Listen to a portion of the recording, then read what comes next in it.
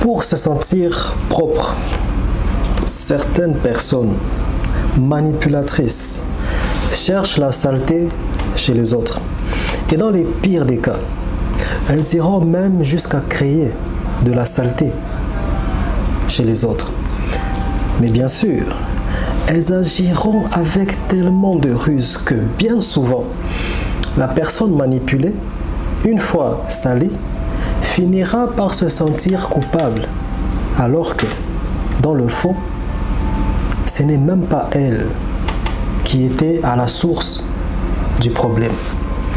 En fait, ce qui se passe souvent, c'est que ces personnes manipulatrices joueront sur les sentiments, créant dans leur cible la peur de faire mal à son prochain et la peur de se sentir coupable d'avoir vexé quelqu'un d'autre. Ces personnes feront ce qu'il faut pour pousser l'autre à penser qu'il est le maître de la destinée des choses. J'appelle ça la technique d'Ève face au complexe d'Adam. Ces personnes auront un cœur souillé, mais le cacheront à leur cible, créant des situations où toutes les finalités auront pour but de rendre leur cible coupable et de faire en sorte qu'elles puissent paraître comme étant des victimes. Avec ce genre de personnes, on n'aura que deux choix. Soit accepter de leur dire non et donc de leur faire mal intérieurement, chose qui nous souillera forcément dans l'âme puisqu'on finira par se sentir coupable du fait de les avoir rejetés, de les avoir vexés, abandonnés et lâchés à un moment où leur joie dépendait de nous.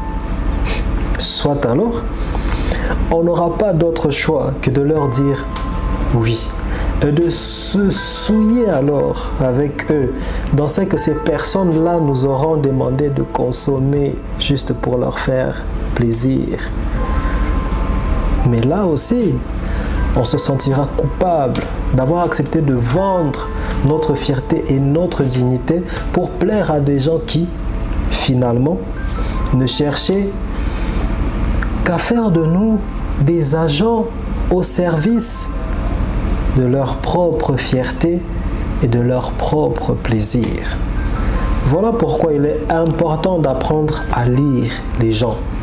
Cela peut aider à savoir qui est animé par un complexe d'Ève et comment celui-ci peut stimuler en nous le complexe d'Adam. Force à toi qui as suivi jusqu'ici et sois attentif.